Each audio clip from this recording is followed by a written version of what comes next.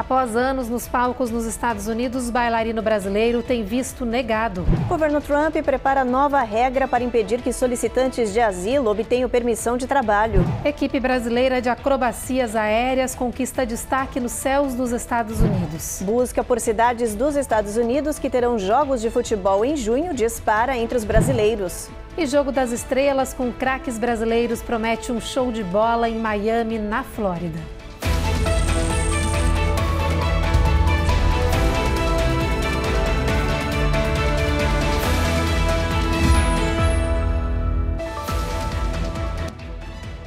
Olá, boa noite. Boa noite.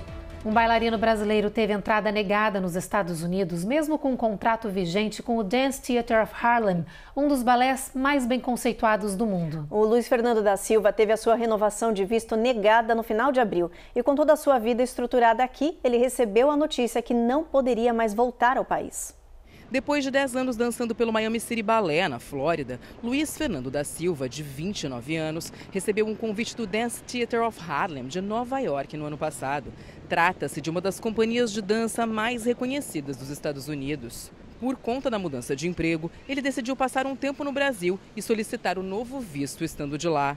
E vim ao Brasil esperar o meu visto ficar pronto, né, para poder retornar a minha carreira, retornar aos meus trabalhos nos palcos, mas infelizmente meu visto foi negado, né? Apesar de todas as provas, de todas as evidências, de cartas de recomendação, a imigração julgou o meu caso como um caso a ser negado, né? Que eu não tinha material suficiente para poder exercer a função, né, de bailarino, apesar de estar aí na indústria da dança como bailarino profissional há 8 anos, mais os anos de estudos. Luiz diz estar em choque e com incertezas sobre o seu futuro. Mesmo assim, quer alertar os brasileiros sobre as atuais mudanças nas políticas de imigração dos Estados Unidos, que fazem vítimas como ele, que já vivia regularmente aqui há anos e tinha um contrato vigente com uma organização norte-americana e mesmo assim foi proibido de retornar após deixar o país. Infelizmente, o que aconteceu com esse bailarino está acontecendo com muitos outros profissionais. Hoje em dia está muito difícil garantir para os clientes que o seu processo vai ser aprovado, o seu visto vai ser aprovado, mesmo que a imigração, o serviço de imigração aqui nos Estados Unidos aprove a petição, que você vai ter esse visto também aprovado pelo consulado. E as decisões do consulado não podem ser revistas pelas cortes federais. Ao contrário do que acontece com o serviço de imigração nos Estados Unidos, que quando eles cometem um erro e negam um processo, ou negam uma petição, uma aplicação, um benefício, os que foram prejudicados podem recorrer à Corte Federal e muitas vezes conseguem reverter a decisão. Luiz, que está com a família em Barra Mansa, no Rio de Janeiro, diz que diante das novas dificuldades, não sabe se vai reaplicar para o visto e tem pensado em procurar oportunidades na Europa e em outros países da América Latina. Essa notícia me pegou de surpresa, né? Porque eu tinha uma esperança de que tudo ia se ajeitar, de que tudo ia dar certo. E infelizmente não foi isso que aconteceu. Eu gostaria de deixar o alerta, né, para todo mundo que está vendo aí essa situação da imigração nos Estados Unidos e em outros países do mundo que está afetando milhões de pessoas, assim como eu.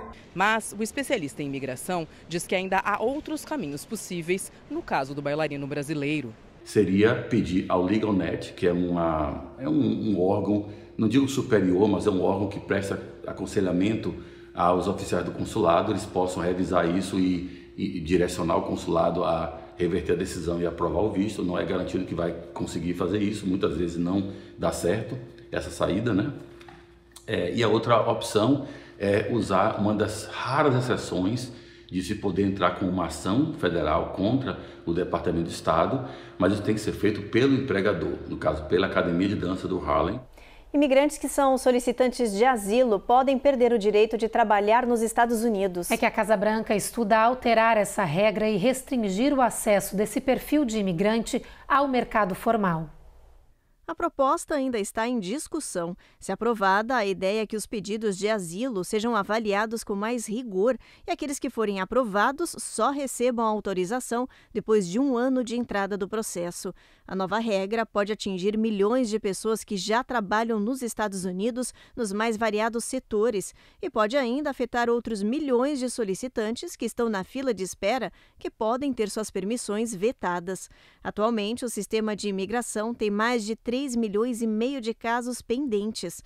As autoridades querem desestimular a vinda de imigrantes através do sistema de asilo.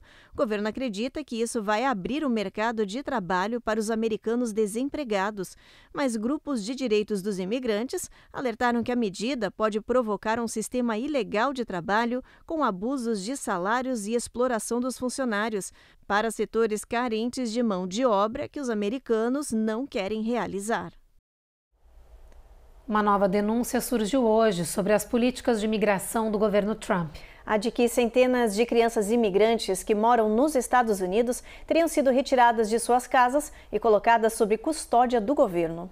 Fontes do governo dizem que a administração Trump colocou centenas de crianças imigrantes sob custódia federal.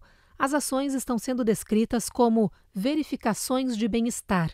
Não foi informado quantos menores foram separados de suas famílias.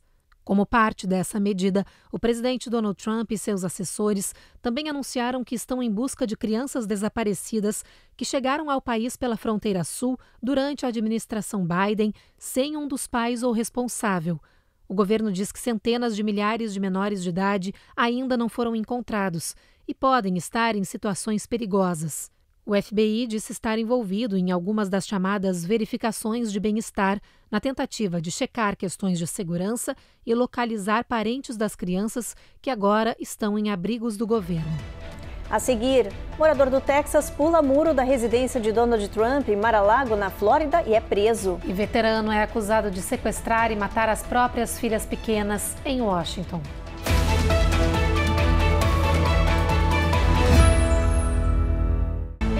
Américas no Ar. Oferecimento Uninter, a melhor faculdade para brasileiros nos Estados Unidos. Acesse uninteraméricas.com e inscreva-se já. Sendwave, envie dinheiro para o Brasil sem taxas de envio. Aproveite $15 com código promocional Record 15 no seu primeiro envio. Envios BR, solução de envio para suas compras e negócio dos Estados Unidos ao Brasil em apenas 5 dias.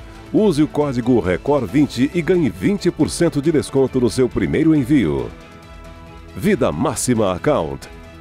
Orientação especializada e suporte para sua legalização nos Estados Unidos. Seu futuro é agora. Use o código VIDARECORD e ganhe uma consultoria grátis. Ruth, repete comigo. Se inscreve no canal. Se inscreve no canal. Ativa o sininho. Ativa o sininho. Deixa seu like. Deixa seu like. E faz um comentário. E faz um comentário. Entendeu? Faz você também.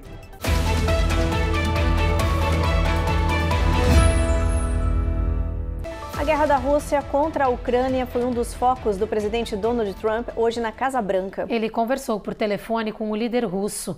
Os detalhes com o repórter Matias Brotero. Um dos principais temas da conversa telefônica entre Donald Trump e Vladimir Putin foi o ataque ucraniano contra aeronaves russas no último domingo. Pelas redes sociais, o presidente americano escreveu que a conversa que teve com o líder russo foi boa, mas não levará à paz imediata. Putin disse a Trump que terá de responder à ofensiva dos ucranianos. Os líderes também discutiram a tentativa dos americanos de firmarem um acordo nuclear com os iranianos. Trump disse que acredita que Teherã tem adiado deliberadamente sua decisão sobre o acordo e ainda afirmou que Putin pode participar das discussões. A Casa Branca também negocia com outros países em busca de acordos comerciais. Pelas redes sociais, Donald Trump escreveu que gosta de Xi Jinping, mas reforçou que tem sido muito difícil fazer um acordo com o presidente chinês. Nesta quarta-feira, entrou em vigor o aumento nas tarifas sobre a importação de aço e alumínio. O tributo, anunciado por Trump, dobrou e chega a 50%.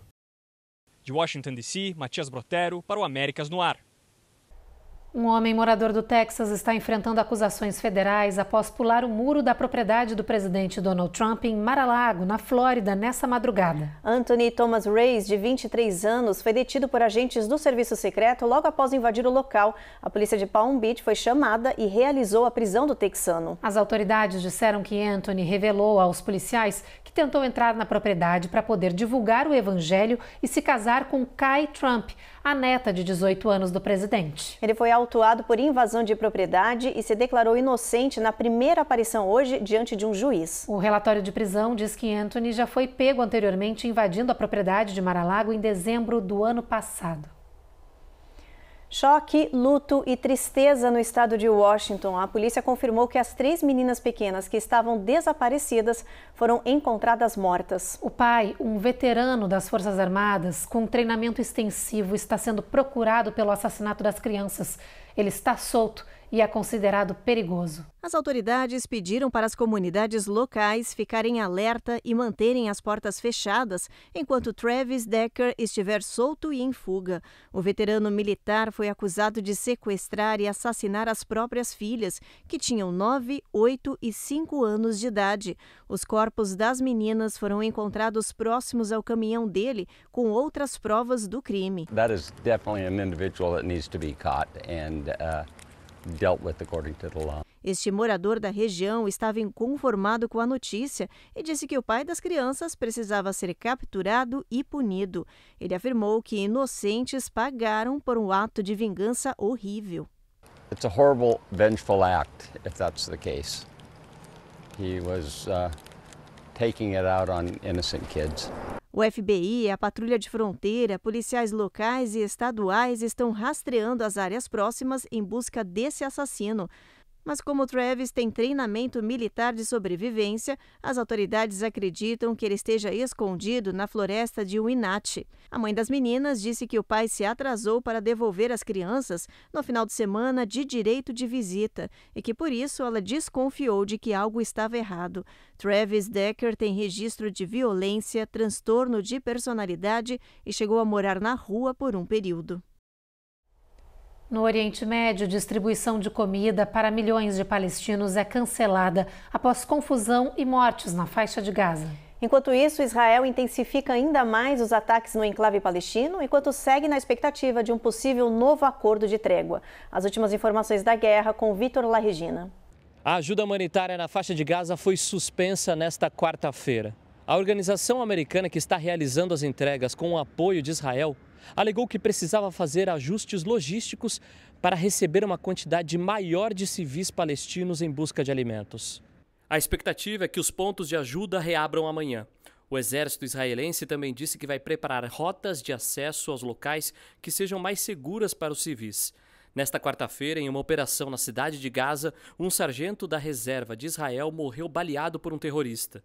Enquanto isso, nas negociações por um cessar-fogo, mediadores do Catar e do Egito disseram estar otimistas que o grupo terrorista Hamas irá fazer menos exigências à proposta do governo americano por uma trégua no conflito. No final de semana, os extremistas pediram alterações no chamado Plano Witkoff. Um eventual recuo do Hamas pode fazer com que as partes voltem à mesa de negociação. De Tel Aviv, Vitor Larregina para o Américas no Ar. Depois do intervalo, a maioria dos brasileiros que vive aqui no país diz confiar nas prescrições de farmacêuticos. E escolas do estado da Califórnia dão mais um passo para eliminar alimentos ultraprocessados.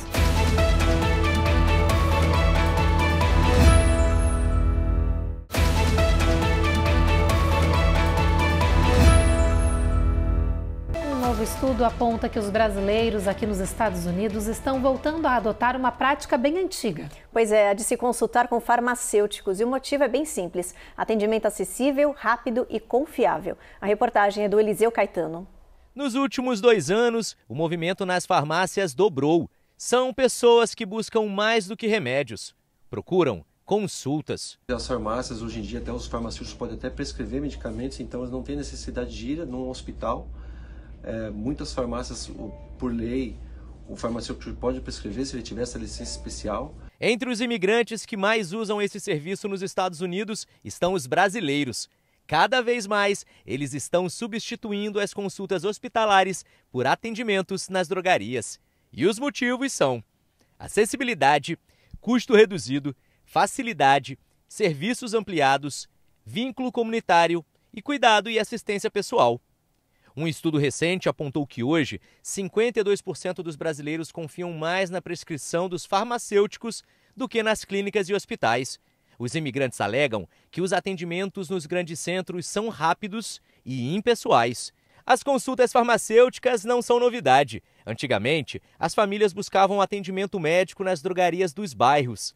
Essa prática está voltando e se tornando popular no território norte-americano. E a tendência é que cresça ainda mais, já que existe 25 milhões de imigrantes sem planos de saúde no país.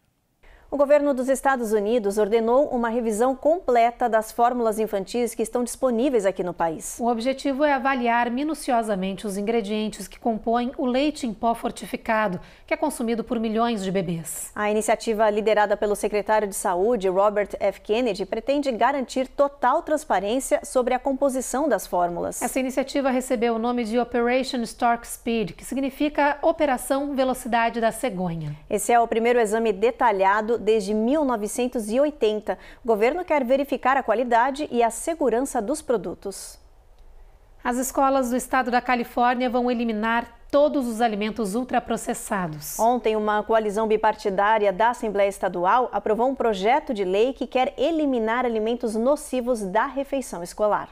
A legislação exige a definição de que alimentos ultraprocessados são os mais prejudiciais à saúde humana até o dia 1º de julho do ano que vem. Inúmeros estudos associaram uma porção adicional desses alimentos a um maior risco de desenvolver ou morrer de dezenas de condições como câncer, doenças cardíacas, obesidade e diabetes tipo 2. Com isso, assim que a definição de particularmente nocivo for estabelecida, o projeto de lei seguirá para a implementação, que é o banimento desses alimentos. A ideia do projeto é que já a partir do começo de 2027, os vendedores de alimentos para as escolas da Califórnia serão obrigados a se enquadrar nas novas regras de fornecimento, que tem como foco melhorar a dieta escolar e, consequentemente, a saúde das crianças. O Brasil entregou à Organização Mundial de Saúde a documentação para obter certificado de eliminação da transmissão vertical do HIV. O relatório foi entregue pelo ministro da Saúde, Alexandre Padilha, à Organização Pan-Americana de Saúde, que é um braço regional da OMS. O Ministério destaca que a taxa de transmissão, que é a proporção de bebês infectados do total de gestantes que vivem com HIV, diminuiu e chegou a um patamar inferior a 2% em 2023. Já a taxa de incidência de HIV entre crianças ficou abaixo de 0,5 casos por 1.000 nascidos vivos. Essa conquista de números tão bons é, segundo o Itamaraty, fruto do trabalho incansável de profissionais da saúde, estados e municípios e também da reconstrução do SUS. A busca pelo certificado é uma das metas do programa Brasil Saudável, lançado pelo governo federal no início do ano passado, para eliminar e reduzir a carga de 14 doenças no nosso país.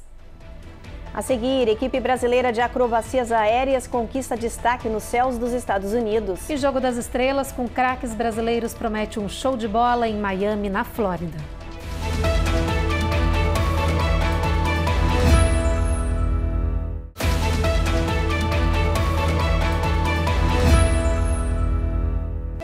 O Kansas decretou estado de emergência por causa das fortes chuvas que atingiram essa região. Uma tempestade despejou quase 15 centímetros de acúmulo de chuva em poucas horas, transbordando rios e alagando ruas. E no estado vizinho, no Missouri, além das fortes chuvas, os moradores também foram pegos de surpresa com formações de tornados. Caminhões chegaram a ser tombados em rodovias do estado, tamanha a força dos ventos.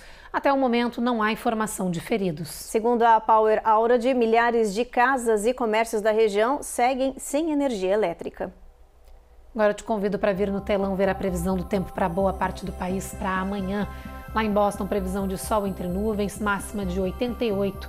Mesma situação na capital do país, por lá a mínima fica em 65 graus Fahrenheit. Em Atlanta, a previsão é de trovoadas ao longo do dia, máxima de 82. Situação parecida em quase todo o estado da Flórida. Em Miami, a mínima fica em 79. E voltamos agora para o Texas. Houston, a gente tem mínima de 76, máxima de 92. Olha só, máxima de 98 em El Paso, com sol brilhando forte nessa região aí, não tem previsão de nuvens. A gente tem chuva em Las Vegas, com mínima de 71, máxima de 92. Em Salt Lake City, a gente tem tempo encoberto, com máxima de 81 graus. O assunto agora é show aéreo, porque um paulista está comandando uma apresentação com aeronaves que realizam manobras acrobáticas nos céus dos Estados Unidos. É a primeira equipe 100% brasileira a brilhar nos principais eventos aéreos dos Estados Unidos.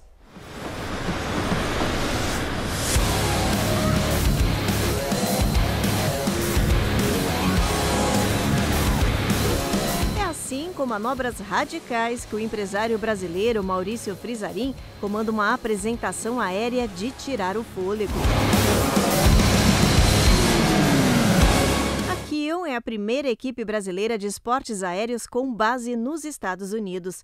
Eles surgiram em 2020 e de lá para cá esse time acrobático vem se apresentando com estilo nos mais diversos shows norte-americanos. Já são 5 anos e um extenso histórico de reconhecimento internacional com participação em diversos eventos como a IAA AirVenture Oshkosh.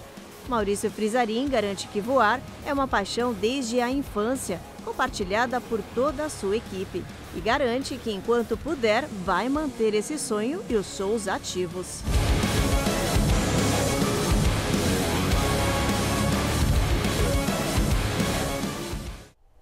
A busca por cidades dos Estados Unidos que terão jogos de futebol em junho disparou entre os brasileiros. Um levantamento da Booking.com mostra que esse aumento da procura é bem no período dos Jogos do Mundial de Clubes. As reservas de viagens entre 14 e 26 de junho já cresceram 36%. No topo da lista das cidades escolhidas está Nova York, com um aumento de 109% na busca dos brasileiros. O ranking segue com Orlando, Miami, Los Angeles e Filadélfia. Lembrando que Botafogo, Flamengo, Fluminense e Palmeiras são os clubes brasileiros da competição. E já que a gente está falando de futebol, vai acontecer em Miami a terceira edição do The Beautiful Game, com lendas do futebol mundial. Pois é, o jogo amistoso, promovido por Ronaldinho Gaúcho e Roberto Carlos, está programado para acontecer no próximo sábado. Os detalhes com a Carla Marinho. Agora à tarde, Ronaldinho Gaúcho conversou com a imprensa para dar mais detalhes sobre esse grande encontro. Muito feliz, né, de poder voltar, né, para esse evento que a gente gosta de fazer, de participar. Muita gente já confirmou, galera toda, né, do futebol, então galera da artista, músicos, cantores, então vai vir bastante gente. A terceira edição do The Beautiful Game promete um verdadeiro show no gramado do Chase Stadium, em Miami, na Flórida. O encontro vai acontecer no dia 7 de junho, às 7 da noite. As lendas do futebol mundial, Ronaldinho Gaúcho e Roberto Carlos, convocaram uma seleção de peso para provar que continuam com a bola toda. O ex-volante da seleção brasileira, Gilberto Silva, o ex-zagueiro inglês, John Terry, os ídolos colombianos, Valderrama e Higuita, já confirmaram presença, mas o show no gramado não vai ficar por conta apenas dos craques do futebol. O influenciador Kevin Lam e o ex-astros da NBA, Steve Nash, também prometem um jogaço que mistura talento, nostalgia e muita diversão.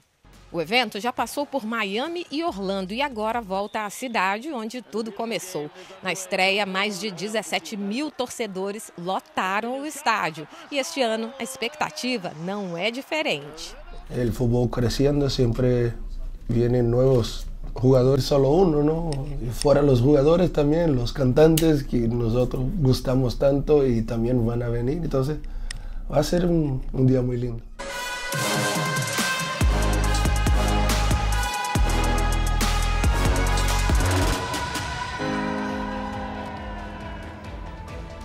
Essa edição do Jornal Américas no Ar está terminando. A gente te espera novamente amanhã e você fica agora com mais um capítulo de Rico e Lázaro. Boa noite. Boa noite, gente.